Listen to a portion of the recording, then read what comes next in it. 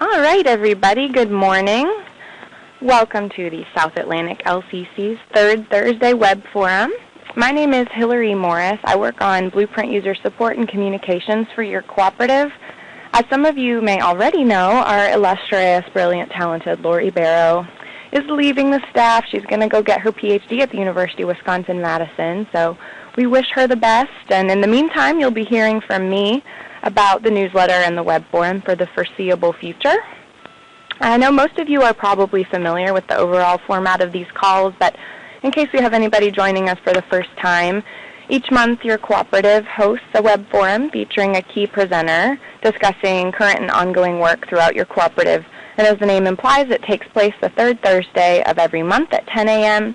and serves as a great opportunity for folks to ask any questions or provide input that will help guide the conservation future of the South Atlantic.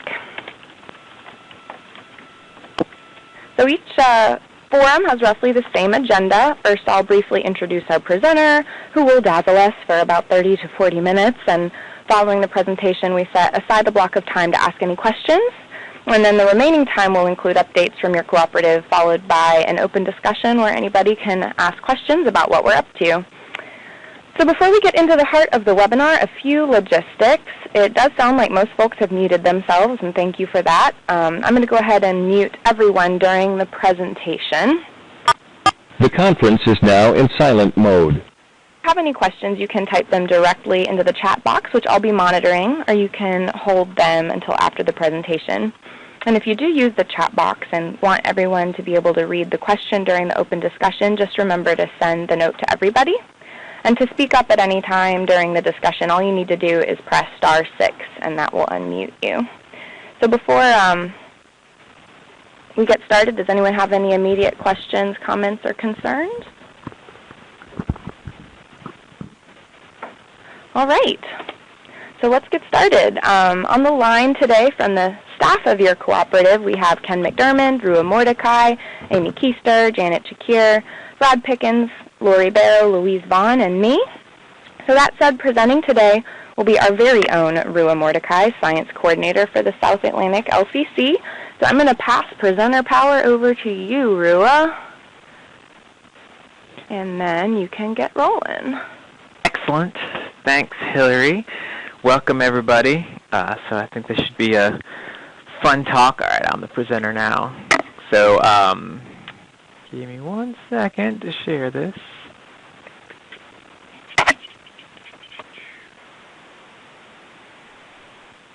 All right, now we're cooking. All right, so today I'm going to talk a little bit about the indicator revisions process, some of the testing, especially how we're testing how well they're covering other components of the ecosystem, how well they're actually working as indicators, and then talk a little bit about Blueprint 2.0 and some of the approaches for using those indicators in developing this next version of the Blueprint. So it should be fun. And so, as won't be surprising to any of you on the phone that have been involved here, a lot of this is adding up to our time-limited mission to create this shared blueprint for conservation actions, covering the whole South Atlantic geography. And I know a number of people who were also involved in developing Blueprint version 1.0. So just as a reminder, that initial version is out. Feel free. You can always contact Hillary or Louise as far as if you like any questions or you need any help using this first version of the Blueprint. So that is out and ready to go. And in fact, we have a number of folks on the user team that are already basically testing it out and working on using this first version of the Blueprint for all kinds of different purposes, all the way from the smallest scale of land acquisition and trying it out for local open space programs all the way up to big fishery ecosystem plans and making proposals more competitive and land use planning, expansion planning for multiple federal agencies. So lots of fun folks testing this stuff out right now. So if you're looking for a little help or trying it out or more interested in using the Blueprint, feel free to get in touch.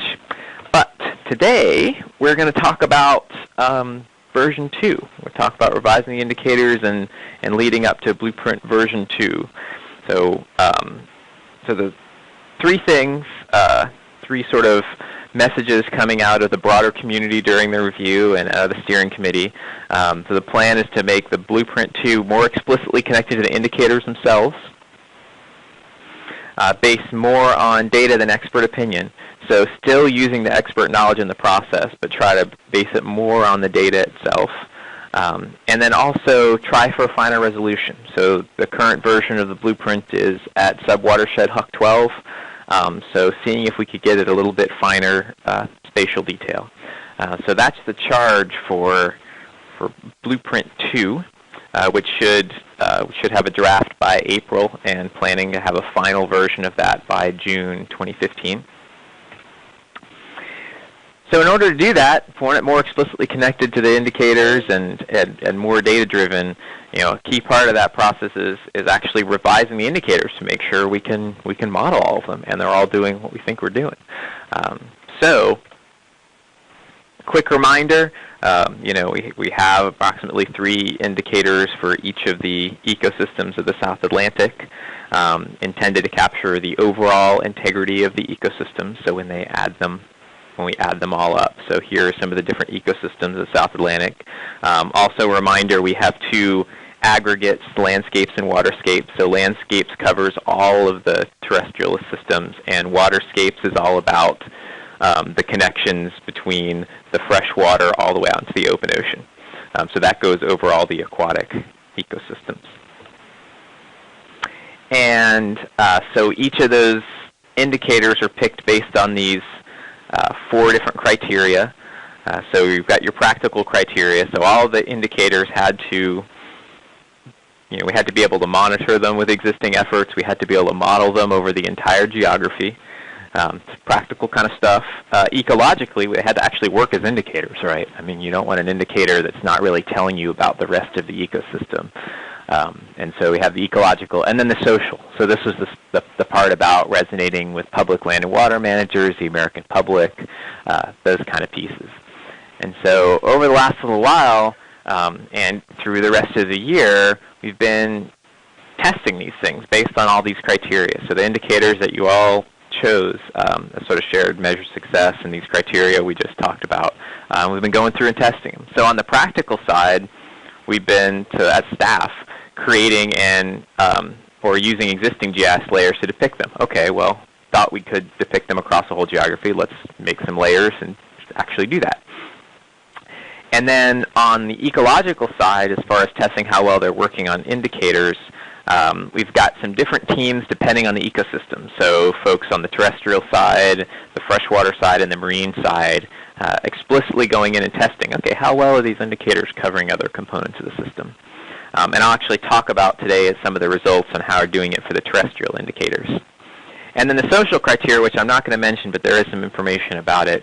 We had some students from Duke actually take on, investigate different types of indicators, and specifically some of the South Atlantic indicators, to see how well they would resonate with the American public, which was a pretty interesting exercise. I'm not going to talk about that one. There's more information up on the web on that piece. So we got this monthly schedule. So we started in May with the landscapes ecosystem and taking on 1 to 2 ecosystems per month. So this month is the estuaries and coming up pine woodlands all the way up through December. So the way this basically works is that as staff and the people testing start testing the ecosystem about a month before it's listed here, about at least a few weeks before it's listed here. And then that month is really we send out, so you probably noticed in the newsletter, we send out, hey, here's the revisions, here's what's up for discussion this month in the ecosystem. Anyone that wants to be part of the ecosystem revision team can sign up, so link up on the web under indicators on the South Atlantic LCC page.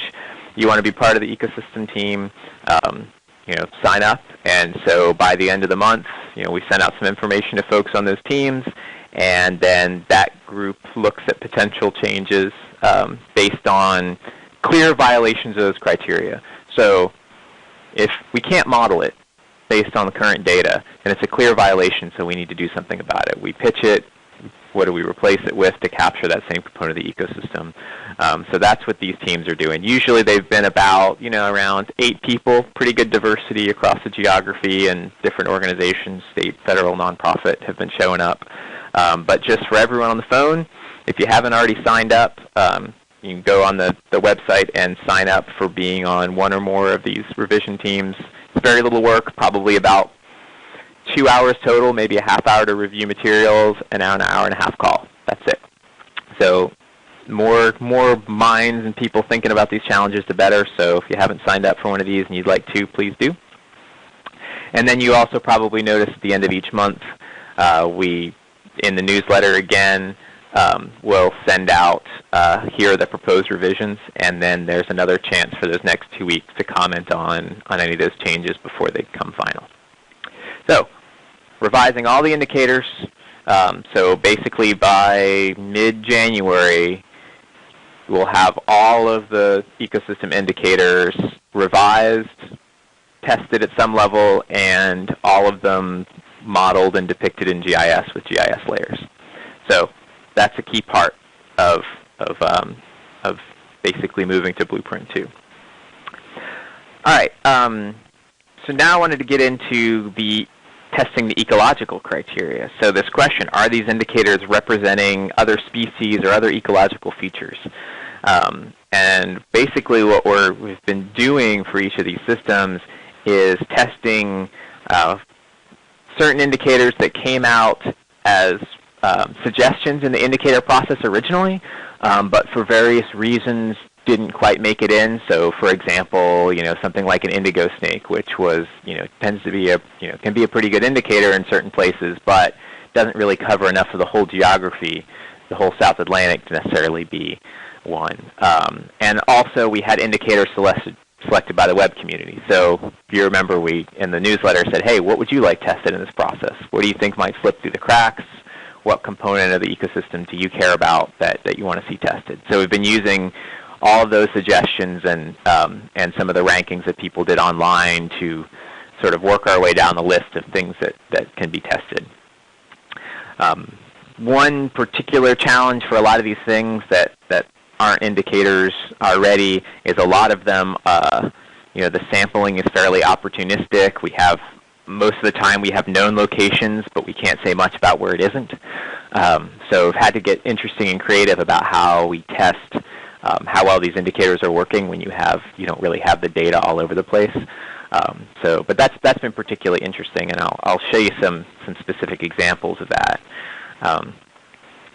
And so the way we've taken it on for the terrestrial indicators is looking at this whole idea of overlap. So when you have high indicator values, do they correspond to high values of some other ecosystem attribute that you're trying to test it against? And if you have low indicator values, does that correspond to the reverse, lower values? So if you look at this example on the top left is this sort of perfect case of an indicator working 100% perfect. So if you have this exact diagonal line, this red line is really what you want to look at. You'll find that, say, so if you look on this x-axis that goes from low to high, so in this case you're saying, well, okay, here's the thing you want to compare. So we'll give I guess I did the indigo snake as an example, and say we have some other indicator which is like sort of recently burned habitat or something like that that's on this y-axis. So let's say at the bottom we have low, low indigo snake at the bottom, high indigo snake all the way on the right. You'd expect those to correspond. You want areas that haven't been burned a lot to have very little indigo snakes, areas that have lots of indigo snakes to be in those areas that are regularly burned. So that's the corresponding. That's the case we want is this nice little diagonal lineup. The next one in the middle is a no relationship. The indicator not telling you anything. It's not corresponding with good or bad. It's just sort of nothing. So that's a straight line. And then the other one at the very bottom with the red diagonal line going down is you call sort of like contradictory or maybe even complementary indicator. So this indicator is telling you the opposite of what you'd expect. Sort of low values of one thing are corresponding to high values of another. So, and this would be the example of if for some reason you found that areas that were never burned were really high in indigo snakes, and the reverse. It's like, okay, well, it's telling you something totally different. And so here are some examples. So this is from the maritime forest example. And so this is using one of the indicators from the landscapes, these biodiversity resilient hotspots. So this comes from, the hotspots come from an assessment TNC has done across the region using this idea that, places that have high diversity of different landforms and different soil types and are near other patches of natural habitat are more likely to be both high in diversity now, but also with climate change, they may have different species, but they're still going to be biodiversity hotspots into the future. So this is one of the metric of sort of quality within the landscape. And so for the maritime forest, we tested it against a few other measures of maritime forest quality. So in the top left, you have circumference of large live oaks. So you think classic maritime forest, big live oaks. So this one indicator alone seems to be doing reasonably well for things like large live oaks in the top left. You can see at the far right, it's still picking up places that don't have large live oaks. So that's the far left, the bottom of that little arrow. There's still some of the valued places that it's picking up that are, maybe not the highest quality. That's fine. And then if you look at the top right, this high quality maritime forest. So this is from the heritage programs where they actually classified the quality of the maritime forest. This is high quality, this is lower quality maritime forest, or medium quality. So how well is it picking out the higher quality maritime forest? And it's doing a reasonable job of that too. Oops. And then, so here's two other examples. Presence of large live oaks, just another way of looking at the big live oaks question. And at the bottom right is painted buntings. And so here's an example of it's not really telling you, it's kind of just a tiny bit correlated with your sort of painted bunting numbers, but it's not really representing the painted buntings particularly well, those biodiversity hotspots, which makes sense given what it's telling you. So that's an example of a few places where it's working fairly well. Now I want to show you an example of the reverse case. So this is from the beaches and dunes ecosystem, and so this is sea turtle nesting density. So looking at nesting density of sea turtles, and then looking at a few other attributes of the ecosystem. So now here you have it on the left plotted against the beach bird index, and it's actually, it's pretty noisy, but it's showing you the reverse. It's not really, places that are highest on the beach bird index are not necessarily being the highest on for sea turtle nesting density. There's a few other measures too, things like beach width and some other things that we tested it against, and you have very similar reverse patterns. So this is kind of a clear indication that at least the sea turtles themselves aren't really capturing a lot of the other things you would think about as important in the beach ecosystem.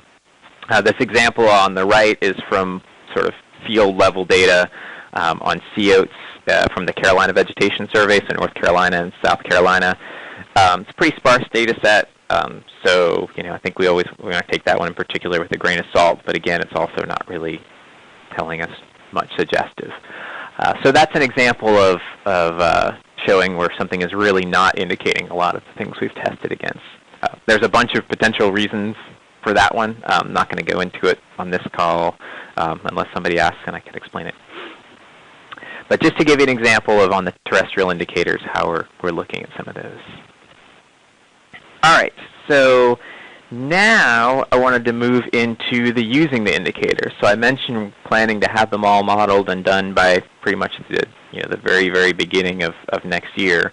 Well, then what happens? Okay, we've got this big collection of indicator models. How does that get used in the next version of the blueprint? So I wanted to ground you, just remind you about the overall sort of framework we're working under. We have these different types of landscape scale stressors out on the landscape. So this is from the threats taxonomy. So your urban growth, your pollution, your climate change, all those different pieces. have a series of conservation actions we're trying to allocate across the landscape. So again, another standard taxonomy, but trying to cover, land water protection, things like acquisition and easements, management, things like fish passage or, prescribed burning, livelihood, economic, other incentives. So these different types of tools we have on the landscape. So these are the same actions that were in version 1.0. And then trying to connect that to, okay, if we do these things in these specific places, what are we going to get at it from an ecosystem integrity perspective as measured by our indicators? So we have these indicators to sort of be our metrics of success as far as what we get out of the landscape collectively, so all of us.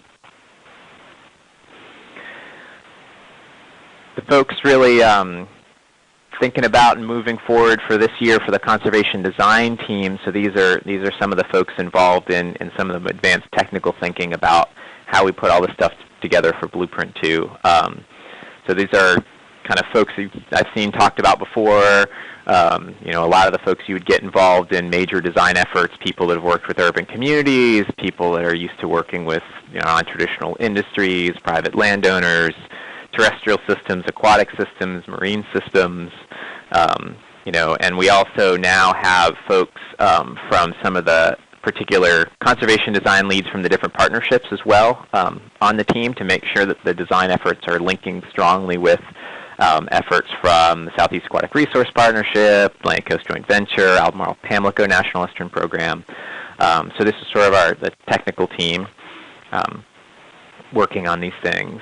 And so I want to show you the overall approach. We've had this year had our discussion and meeting recently, the design team, to talk about the overall approach to doing this. And so this is the plan forward, is to use a program called Zonation. So this is something that was originally developed back in 2004. It's regularly updated. It's been used globally for all kinds of different uses: urban conservation, marine, terrestrial, freshwater conservation. So very powerful, and it's also one of the big things that helped us select this one in particular is that the algorithm is really easy to understand. It's not really a black boxy kind of program, so it's a little easier to use than some of the other things you may have heard of, like MarkSan and others, as far as just understanding it. So this is the software we're planning on moving forward on. It was really well received from the folks on the design team. A number of them actually have used it, seen it used very well. Some people are actually teaching it in their courses on landscape planning right now.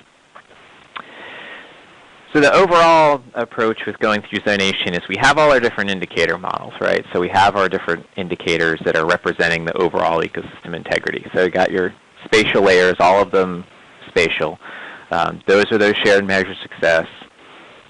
And then step one is prioritizing things based on overlapping those different indicators and trying to get the most out of everything. So it's usually called like maximum utility kind of resources. How do you get the most out of everything? You don't want to, what's the best sort of overall bang for the buck kind of thing we could get at the simplest level. So you start ignoring the future. Where would be the highest priority places if nothing, if the landscape was static? So that's sort of step one. And I'll show you an example of how that works here. So this is using an example using three, actually not our revised indicators, but some of the older indicators we had before, landscape indicators.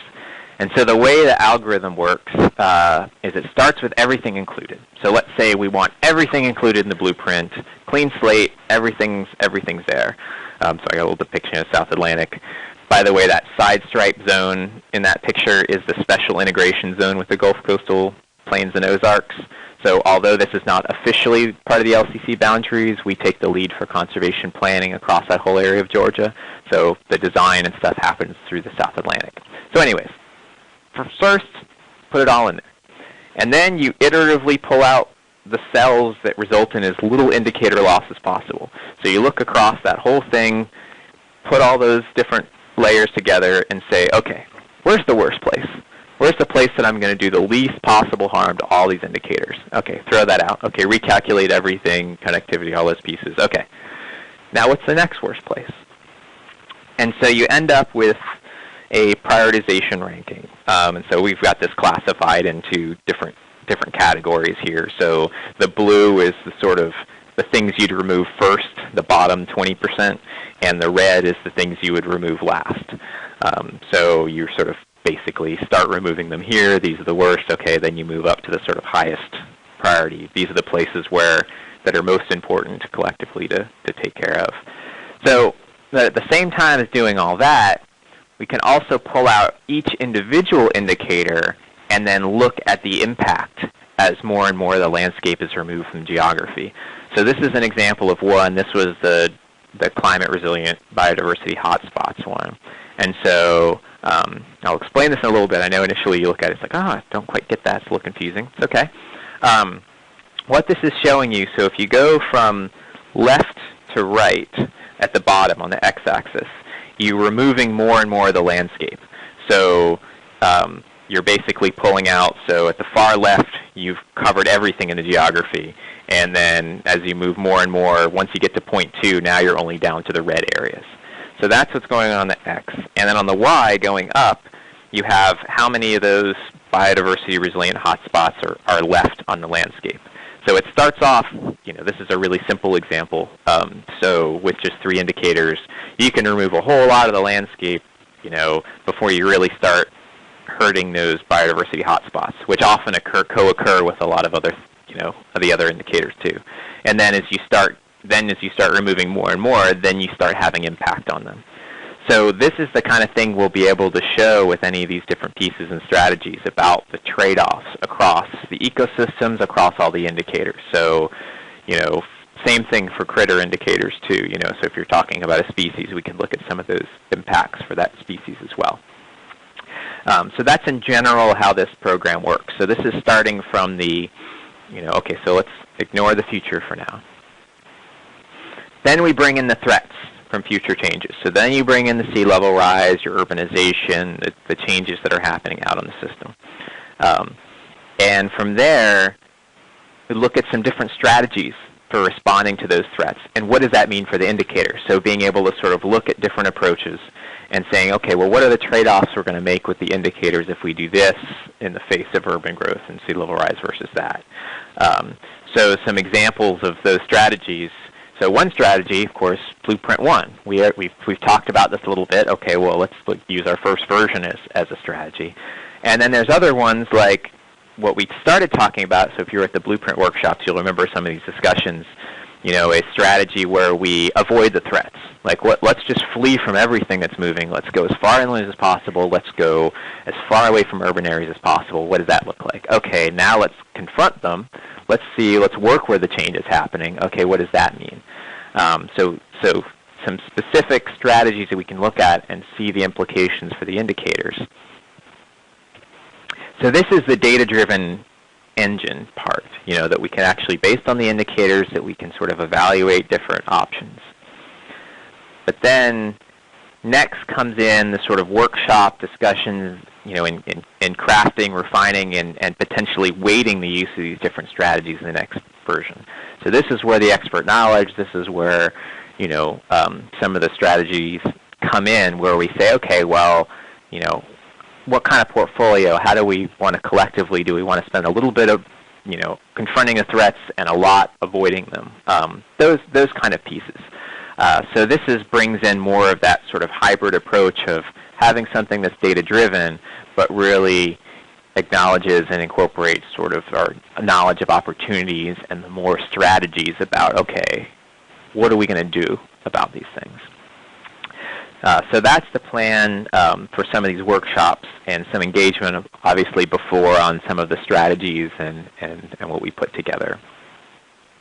And so that's what's going to get us to Blueprint 2.0. And we're still not sure specifically, some of the detail, there's, number of details to be decided. We're going to be talking about them sort of over time, over the next year or so leading up to the workshops collaboratively about some more details about the threats, some more details about the strategies and how we construct them, and some discussions. We'll see technically how detailed we can get as far as scale. We may be able to get as detailed as, we may be able to get down to, 100 meters, 200, 300 meters, something like that kind of pixel level. But we're not sure yet. It's all going to depend on some of the computational and technical issues we run into. So that is the potential approach for Blueprint 2.0. Lots of details still to be resolved, but that's the general idea. So with that, I basically all good for taking questions about any of that. Thanks, Rua. Just a reminder, if you want to ask a question, press *6 to unmute yourself, or you can type directly into the chat box, and I'll share it.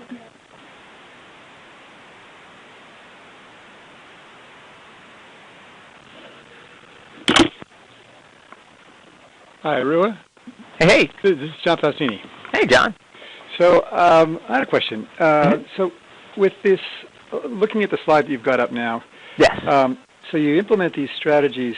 Don't you have to kind of then feed that back into what that's going to do to your indicators? I guess I'm not quite clear on, you've got this process for identifying, what happens or which of these,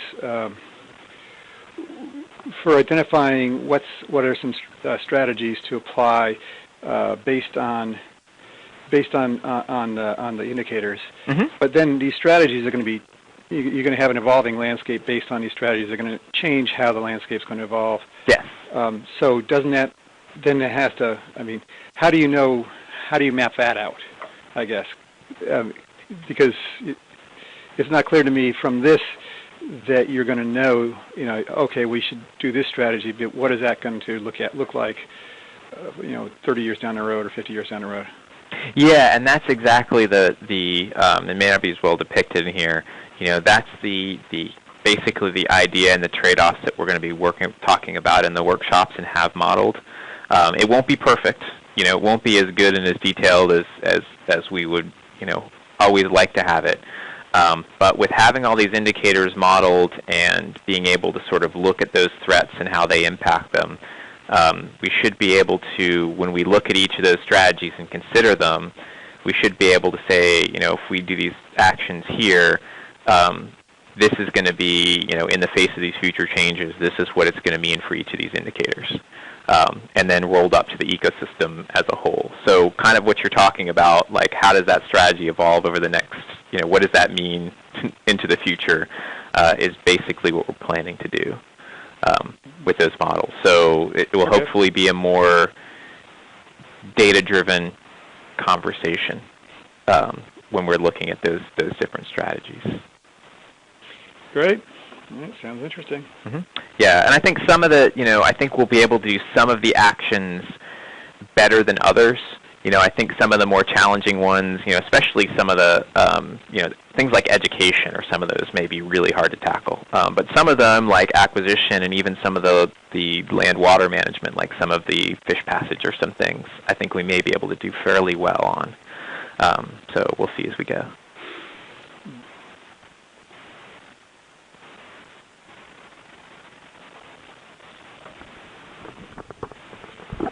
Other thoughts or questions about this overall approach or even about the indicator revisions and testing to get us here? Hey, Rua, this is Brad. Hey, Brad. I just wanted to chime in there, too.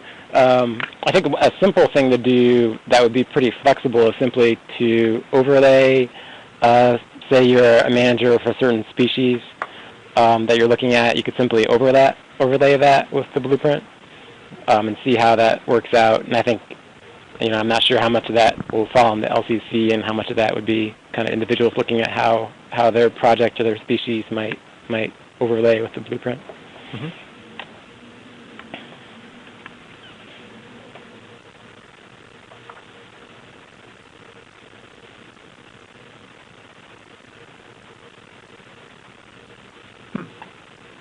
Anybody else? Don't be shy.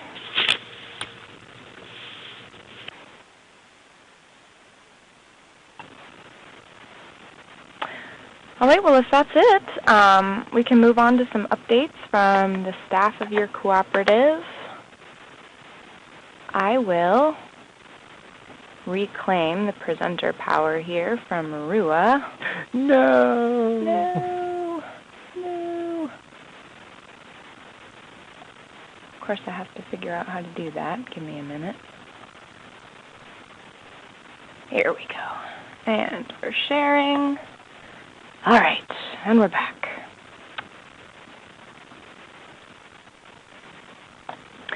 So, Rua pretty much covered his updates in his presentation, and he did mention that Louise and I are serving this Blueprint user support role, but I wanted to put our contact information up on a slide. We're interested in helping out anybody who has questions about how to use the Blueprint or wants to share feedback on their experience, and that can be anything from, help, I can't figure out how to use the filter tool, to, I really think you should add this data set, or you have a very unintuitive Zoom tool and that bothers me. So really, our door is open. You can call us, you can email us. We really want to get your feedback. And as a bit of a sneak peek for next month's Third Thursday Web Forum, that's going to take place August 21st, same time, same place. It'll feature Rua and other South Atlantic staff members, and we're going to get into a little bit more detail about the cooperative's plans for version 2.0. We'll talk about current progress toward Blueprint 2 and charting a course for the future, and give everyone a chance to provide feedback on the direction this next iteration of the Blueprint is taking.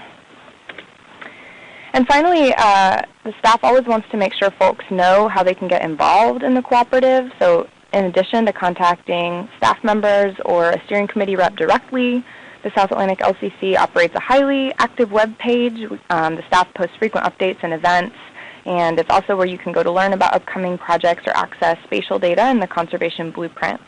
So joining the web community will give you access to the monthly newsletter, which is a digest of relevant conservation-related news and information on your cooperative activities, as well as a reminder about this monthly web forum. So with that, I'll open the floor for any additional questions folks might have about the LCC's activities lately before we sign off. Anyone want to jump in? Just remember, *6 to unmute.